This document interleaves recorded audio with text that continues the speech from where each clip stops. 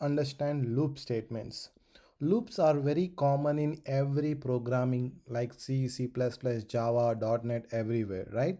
So, and loops play a very important role when we develop an application. And now let's see what are loops. Loops are nothing but if you want to repeat some statements, we will be using these loops. We have three kinds of loop: while, do while, and for loop. And let's see each example now. Okay, let's come back to the Eclipse and create a file. I'll say loop 1, loop example 1. I'll need a main. So let's say I have a number, very simple example, integer I equals to integer number is equal to 1.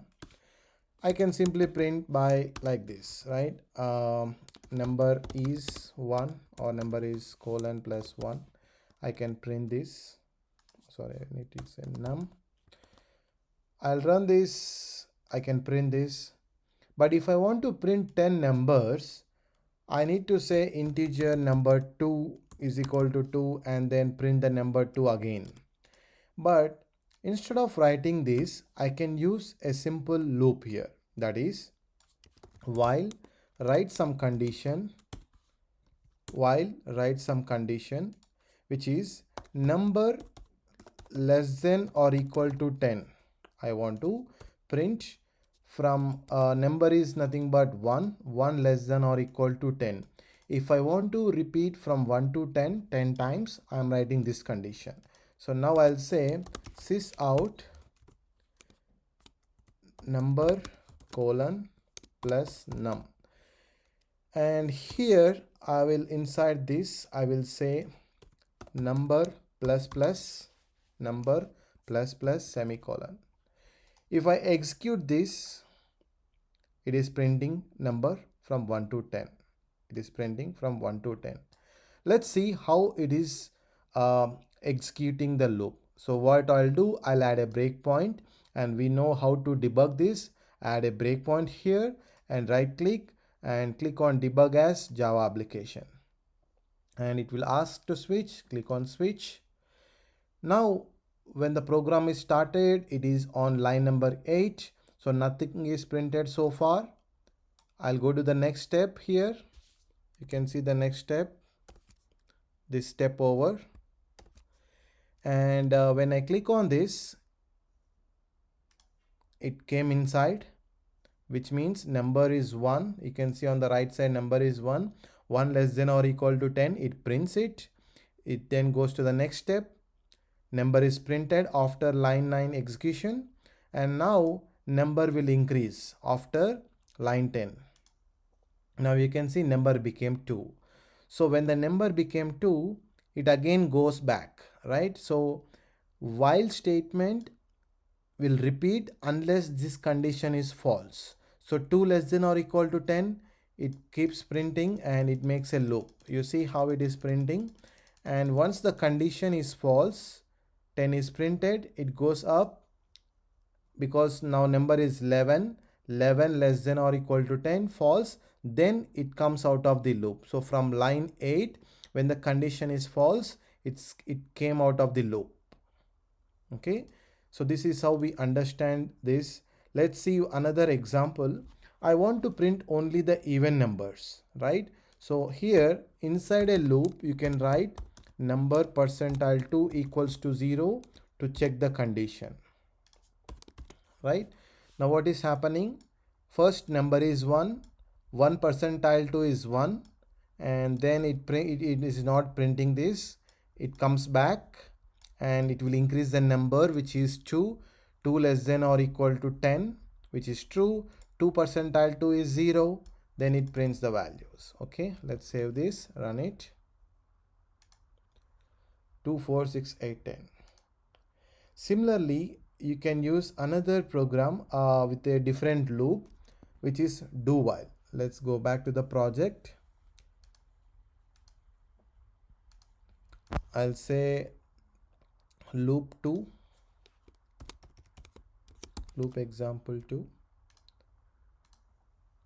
Now let's see the syntax for do while. So here you say do, open close braces, and at the ending you will write while. So this is a syntax. This is a syntax to write do while. So let me take here integer I is equal to 1, I less than or equal to 10, sys out number colon num or I. Okay, I less than or equal to 10, I'll say I plus plus. Run this. So it is still printing from 1 to 10, but there is no difference. What is the difference? If I say I has 100, I is 100, it starts from line 7, it goes to do, and it goes to line number 10. So first it is printing the value of 100, 100 plus plus 100 becomes 11. Then it is checking the condition 1100 less than or equal to 10, which is false, right?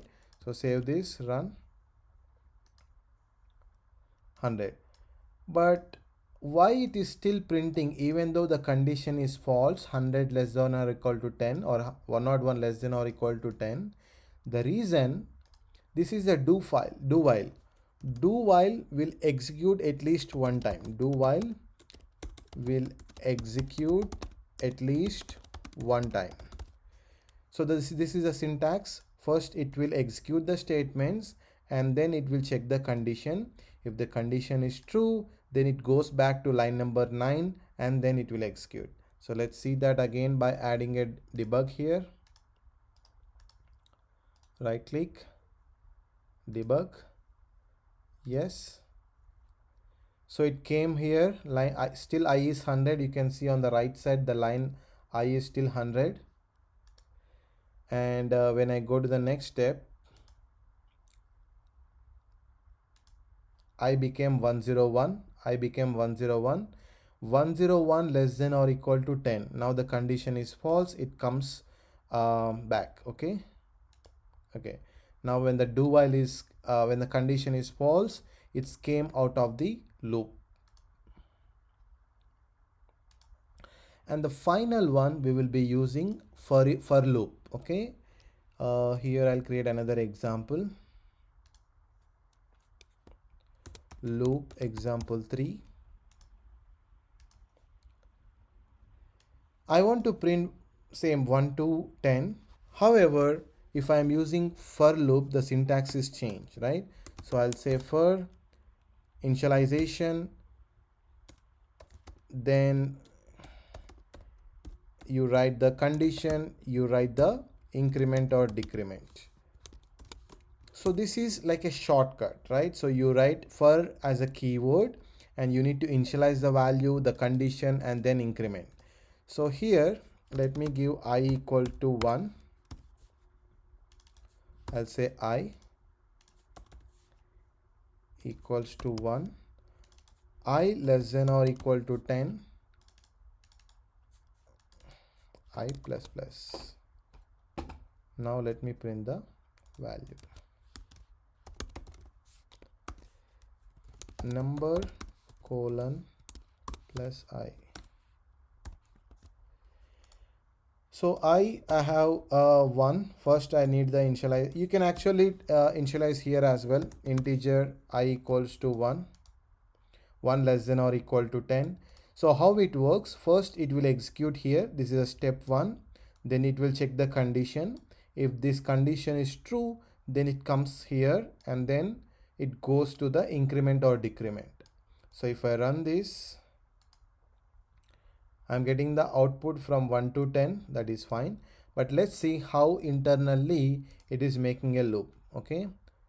Right click, debug, Java application. So right now we know the value of I. Let's go back here. So it says I is 1. So 1 less than or equal to 10, which is true. That's why it came inside. Now it goes back to line number 8 again. It is increasing the value.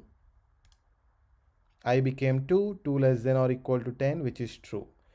We can actually go deeper, like here.